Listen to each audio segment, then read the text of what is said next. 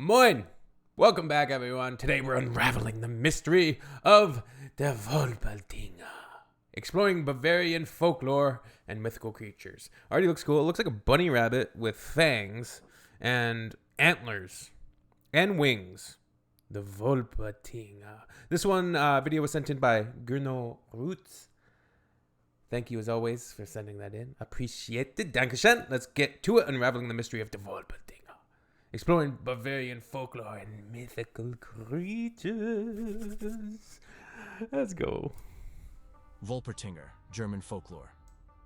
Likely created as a way for crafty taxidermists to make money off of gullible tourists, the Wolpertinger is a mythical hare deer. For crafty taxidermists to make money off of gullible tourists. They created their own species and then tricked. So what? They took the wings of a goose, the antlers of a deer, and really? Let's go. Deer hybrid Let's that go. can supposedly be found in the forests of Germany.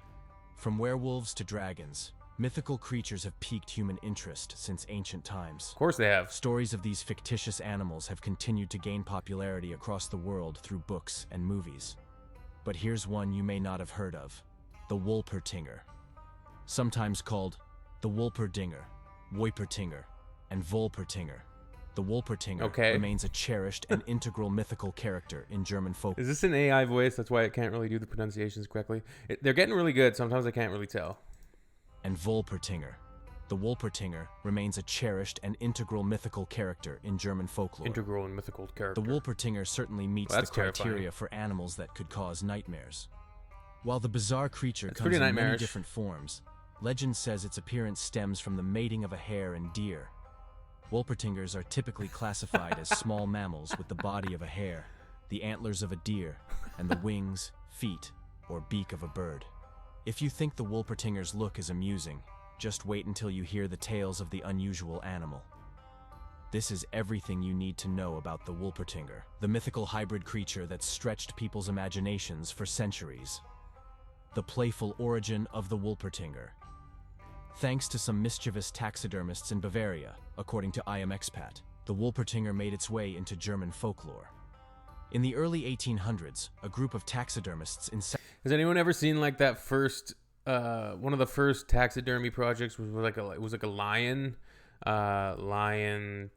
taxidermy. It was like a gift to the king of Norway, maybe? I'm just going to see, Norway funny. I'll see, that should find it. Lion of Gripsholm Castle. Yeah. The Lion of Gripsholm Castle is a notable example of a poorly performed taxidermy located in Gripsholm Castle, Sweden. Okay. The lion is badly stuffed and considered to have a comically deformed face. Well, you can't blame him that much. It was 1731 when this was commissioned or gifted. When alive, the lion was kept in a cage near Unibraken.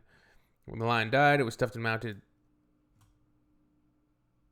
Jesus, how did they even... I mean, I don't even know if it's funny. It's more so it's like terrifyingly sad. So that's what I thought about just now. In case you're all wondering. Southeast Germany began to piece together parts of different animals. One invention included the body of a hare and the antlers of a deer. The taxidermists soon realized that they could sell their designs to gullible tourists as actual woodland creatures. And the legend of the Wolpertinger was born. Over time, the hybrid creations became more elaborate. The bizarre unions included foxes, ducks, and even pine martens. Because of the vast variety of outlandish pairings, no two Wolpertingers looked exactly the same.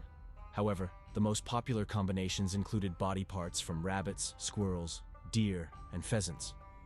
Today, most Wolpertinger exhibitions portray the body. This is one of these things that humans do that looked at from the outside, if you weren't a human being. Like, say that you were an animal with the prescience and, with the same sentience as us, and you saw humans doing this to your fellow animals, you'd be like, Jesus, these people are psychotic. Look what these people are doing. They're taking the wings off Bob. They're taking the wings off Bob, and you know what I saw them do? They took the antlers off of Fred. Fred the deer? Yeah, Fred the deer. They took the antlers off his head. They sawed his antlers off. How did they put the antlers on Bob? I don't know. They're using some sort of devilish magic. I don't understand it. It's crazy. And you know what else they did? They took the wings of poor Jane.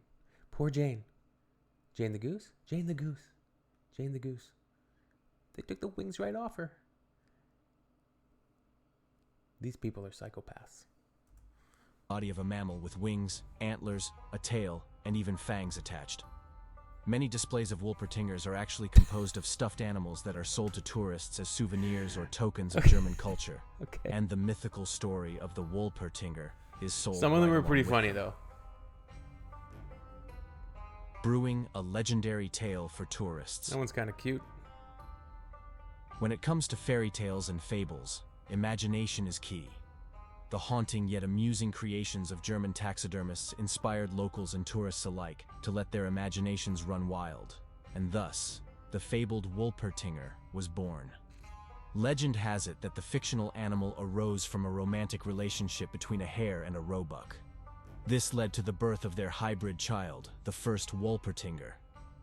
As more Wolpertingers were born, the unique woodland that one's terrifying. Creatures soon started mating amongst themselves, and various mutant offspring came to be.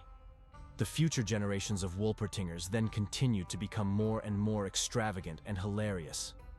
Many of the far-fetched stories can be traced to the eerie alpine forests of southern Germany. In fact, according to Encyclopedia Britannica, the region of Bavaria is home to a deeply wooded area in Germany that serves as the perfect backdrop for storytellers. According to the tale of the Wolpertinger, hikers and tourists who pass through the forests should look out for the mysterious creature that roams beneath the trees.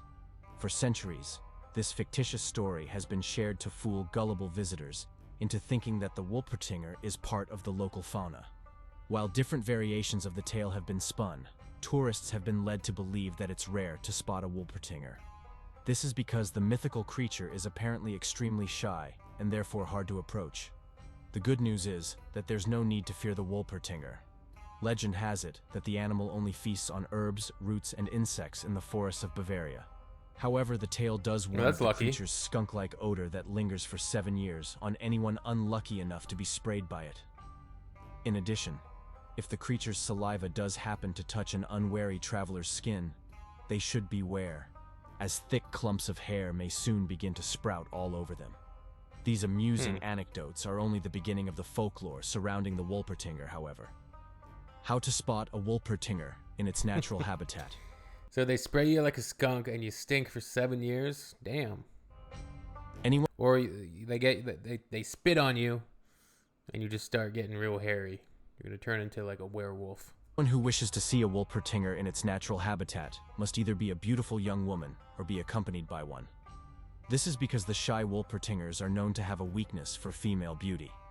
According to the myth, any man who wants to catch sight of a Wolpertinger must venture into the forest with an attractive woman during a full moon and find a quiet nook where the creature will likely reveal itself. If the goal is to trap the Wolpertinger, hunters must sprinkle salt on its tail. Alternatively, trappers may light a candle and then use it to lure the animal inside a sack. However, if you're not up for these questionable adventures, you're still in luck. According to Lingoda, you can spot stuffed replicas of the legendary Wolpertinger in traditional hotels, restaurants, and pubs across Bavaria. Decorative statues and wall hangings bring to life this wacky yet enthralling mythical creature. The Wolpertinger even lives on in the exhibits of the German Hunting and Fishing Museum. The fictitious creature has been on display since the 20th century as a symbol of German culture and tradition. Even if you're skeptical about the reality of the Wolpertinger, it's undeniable that this creature remains an integral part of German folklore and continues to enthrall visitors to Bavaria. Whether you're a skeptic, a believer, or simply fascinated by tales of the unknown, join us on a thrilling journey into the mystery and mythology of the Wolpertinger. I feel like there's some AI lines missing. Alright, that's Wolpertinger. German folklore, a Wolpertinger, also known as Wolpertinger, is an animal said to inhabit the alpine forests of Bavaria and Baden-Württemberg in southern Germany. His body comprising of various animal parts, yada yada. Oh, get out of here. What even happened? What happened? Let's go down. Further reading. Okay, there's not that much. Rumo of Wolpertinger is the main character of the novel Rumo and his Miraculous Adventures. I feel like it'd be good. That one's... Okay, so this one's like funny yet also terrifying at the same time. Damn. Cool. Interesting. All right, I appreciate... I feel like these make good like animals for strange and or, you know, macabre and like Guillermo del Toro like films and horror movies and fantasies. This type of animal or fake animals, or just having like a mythical animal that's made up, and then having a group of people like, oh, we're gonna go on tourist vacation and see if we can find one. You're gonna go see if you can find one? Yeah, it should be fun. Oh, there's nothing in there. And then they go in there and it's actually there, but it's a killer. It's a killer Wolpertinger. So that'd be cool. All right. Tschüss.